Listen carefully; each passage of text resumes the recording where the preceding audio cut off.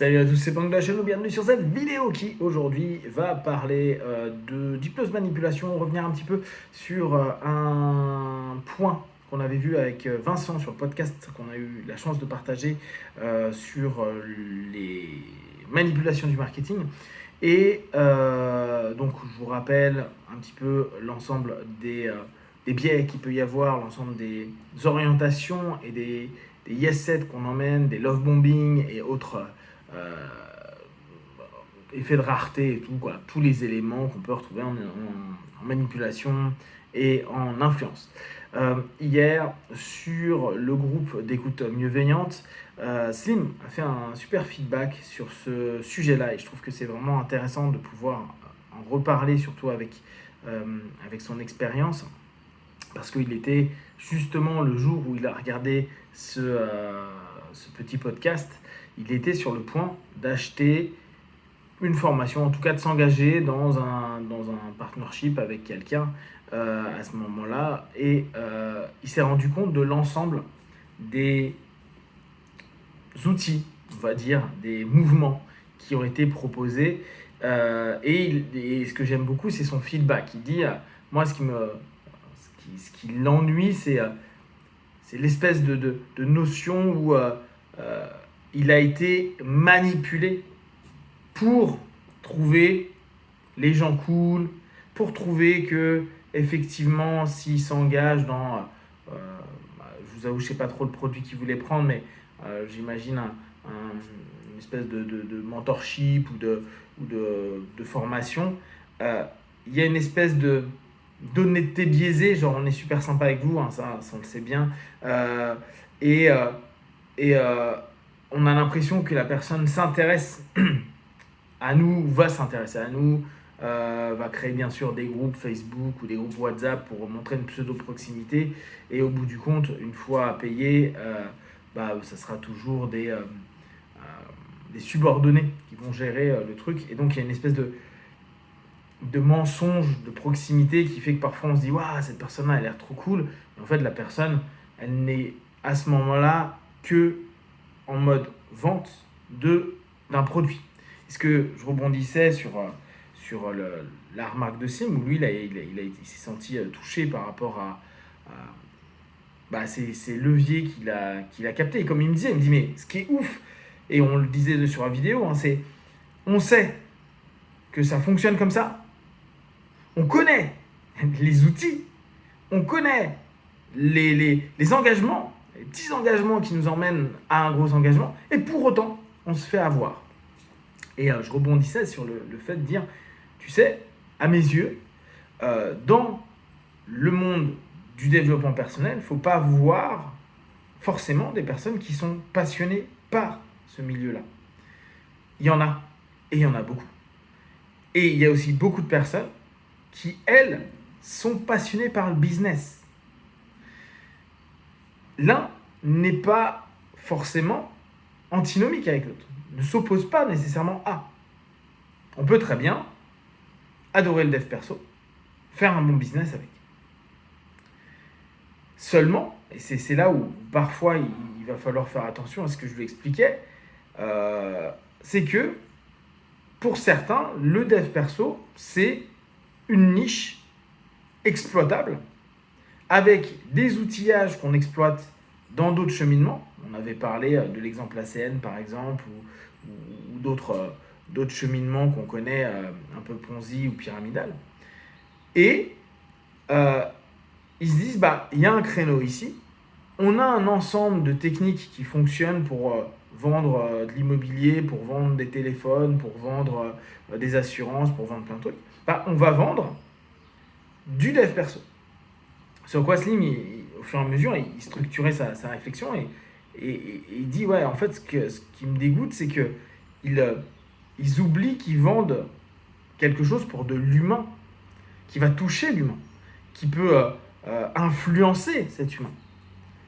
Néanmoins, je repensais à ce qu'il disait, et je me disais, en réalité, c'est une offre de service. Une offre de service, elle va être orientée dans une dynamique à se dire, moi, je vais peut-être toucher de l'humain, mais je te propose un produit comme je pourrais te proposer de nettoyer chez toi, comme je peux te proposer de réparer ta voiture, comme je peux te proposer de faire du coaching sportif. Au bout du compte, je te propose un service. Je tente de le packager le mieux possible pour que tu aies l'impression que ce soit sexy, sympa, que j'ai l'air cool, etc., etc. Je te le vends à un certain prix, mais au bout du compte, je te vends un service, certes pour un humain, mais peut-être que le cœur de ce que je vends n'est pas l'humain en tant que tel. Cette notion-là, elle peut être hyper dissonante pour beaucoup de personnes. Et d'ailleurs, en bien et en mal. Il y a beaucoup de personnes, et là on avait le cas avec Anna qui, qui en fait disait ouais, mais il faut qu'on utilise le marketing. Elle est dans le développement perso, elle est en train de rebosser pour justement vendre un produit auquel elle croit, elle croit en ce qu'elle propose, en ce qu'elle fait, et elle va utiliser tous ces leviers, ces yes set, ces notions de réciprocité, ces notions d'engagement, etc. Elle va les utiliser. Donc, ce qu'on disait avec Vincent, c'est qu'au bout du compte, tous ces outils-là, ils sont neutres. Et l'intention qu'on a de la part des différents protagonistes, on ne le connaît pas. On ne sait pas du tout si la personne, elle va être comme Anna qui dit bah non mais moi je crois en mon produit, je crois au service que je propose et je pense que ça peut vraiment aider des gens. Ou d'autres qui disent oui ok moi je vends du dev perso parce que aujourd'hui c'est une niche où je sais qu'il y a X millions d'euros à l'année à faire. C'est un chiffre d'affaires potentiel. Il y a tant d'acteurs mais les acteurs font je sais pas X%. Bah, je peux prendre une grosse part de marché. Qu'importe que ce soit de l'humain ou pas.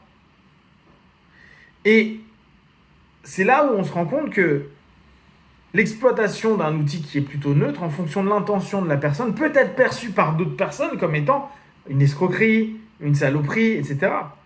Pour autant, on peut être complètement dans une exploitation marketing, et on parlait notamment des packages 27 euros, 47 euros, 97 euros, etc. etc. Slim, ça le vénère, il dit mais pourquoi on ne donne pas le prix de départ. Et on en avait parlé avec Vincent un petit peu. Mais derrière, ça n'empêche en rien, en tout cas de mon point de vue, que le produit soit bon. Que, en plus, même si les personnes ne sont pas considérées en tant que telles, même dans le développement perso, ce qui est considéré, c'est la qualité du produit. Est-ce que potentiellement, avec l'exploitation de ce dit produit, la personne pourrait gagner? Maintenant qu'il gagne quelque chose, qu'il l'exploite ou qu'il ne l'exploite pas, et on revient aussi à ce qu'on disait à un moment donné, avec cette notion de dire combien de personnes achètent des formations, des partenariats, des mentorships, etc., etc., et ils ne font même pas un dixième de la formation. Ils la finissent jamais, ou la plupart du temps, pour motiver des gens à finir une formation, il faut leur filer un certificat, etc., etc., etc.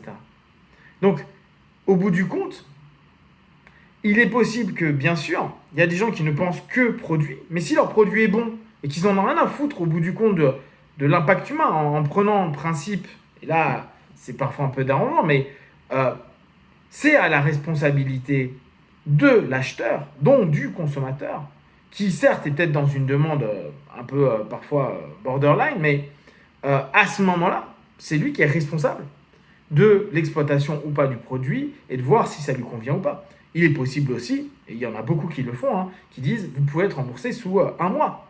Les Américains aiment bien faire ça. Donc en plus, c'est pas forcément une arnaque. Même si derrière, il y a une volonté que tu payes encore, que tu t'engages encore, que tu ailles jusqu'à, et c'est ce que je disais avec du Tony Robbins par exemple, à faire à 18, je crois, ou à 20 sur le yacht avec Tony, et je crois que c'est 50 ou 80 000 euros pour le faire. Et ça a commencé avec un UPW à 700 balles. Cette notion du marketing et l'impact qu'elle peut faire sur nous dépend bien sûr de nos personnalités, de comment on fonctionne, etc. etc.